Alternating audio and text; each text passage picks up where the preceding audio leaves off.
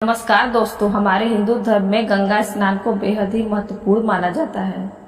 धार्मिक मान्यताओं के अनुसार माँ गंगा को देवी माना गया है और गंगा माँ की उपासना के लिए जेठ माह के शुक्ल पक्ष की 1वीं तिथि से 10वीं तिथि तक यह 10 दिन बहुत ही उत्तम माने जाते हैं। इन 10 दिनों में सुबह जल्दी उठकर स्नान करें और गंगा नदी में स्नान करना संभव नहीं है तो घर पर ही स्नान करने के जल में थोड़ा सा गंगा जल मिलाकर स्नान करें। फिर उगते हुए सूर्य को अर्घ देना चाहिए। माँ गंगा और भगवान शिव की विधि विधान से उपासना करके गंगा मैया की कथा सुननी चाहिए। यह 10 दिन पूजा पाठ स्नान दान के लिए बहुत ही शुभ माने जाते हैं। इन 10 दिनों में रोजाना गंगा स्नान करके गंगा मैया की पूजा करने से मनुष्य के शरीर, मन और वाणी के 10 प्रकार के पाप नष्ट हो जाते हैं। जेठ माह की 10वीं तिथि तक स्नान करके गंगा मैया की पूजा पाठ करके बाद में दान पुण्य भी करना चाहिए। कहा जाता है कि दान करने वाली चीजों की संख्या भी 10 ही होनी चाहिए।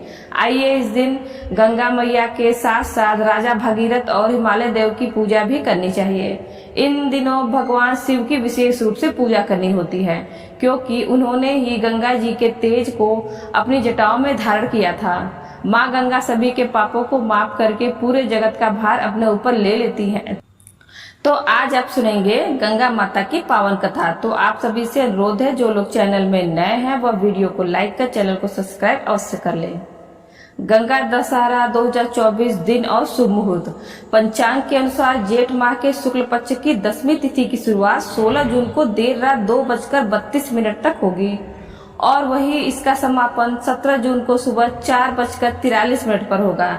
ऐसे में गंगा दशहरा 16 जून को मनाया जाएगा। अब आइए सुनते हैं गंगा दशहरा की पौराणिक कथा। पौराणिक कथा के अनुसार प्राचीन समय में अयोध्या में महाराजा सगर रहते थे। उनके 60,000 पुत्र थे। एक बार राजा ने अश्वमेघ यज्ञ का आयोजन किया। ऐसे में इंद्र ने अश्वमेघ यज्ञ का घोड़ा चुरा लिया और उसे कपिल मुनि के आश्रम में बांध दिया। इस कारण राजा के अश्वमेघ यज्ञ में बाधा आ गई। राजा के साथ सभी पुत्रों ने घोड़े को खोजने की शुरुआत की जिससे यज्ञ पूरा हो सके। अंत में वह मुनि के आश्रम में पहुंच गए। इस दौरान वहां पर महर्षि कपिल ध्यान अभ्यास कर रहे थे। वही घोड़े को बंधा देख उन्हें विश्वास हो गया कि घोड़े की चोरी कपिल ऋषि ने ही की है।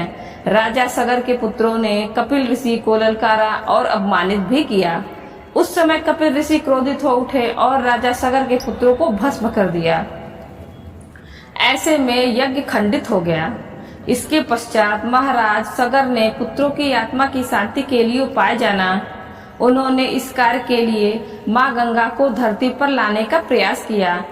उस दौरान ऋषि ने धरती पर मौजूद सारा जल को ग्रहण कर लिया और धरती पूरी तरह से सूख गई।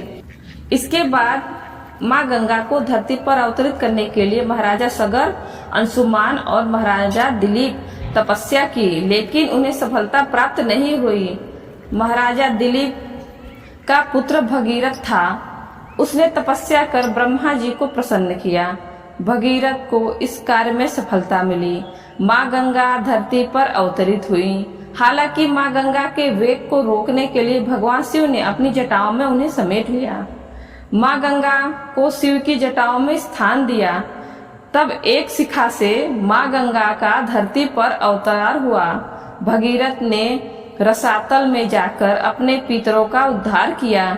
जब गंगा नदी में राजा सगर के पुत्रों की अस्थि मिली तो उन्हें मोक्ष की प्राप्ति हुई। दोस्तों, वीडियो अच्छी लगी हो तो वीडियो को लाइक करें और ज्यादा से ज्यादा अपने मित्रों के साथ शेयर करें और बेल आइकन दबाना ना भूलें जिससे आगे आने वाले वीडियो की नोटिफिकेशन आपको सबसे पहले मिल सके। और इसी तरह के वीडियो देखने के लिए हमारे चैनल हिंदी कहानी नई पुरानी को सब्सक्राइब करें। धन्यवाद।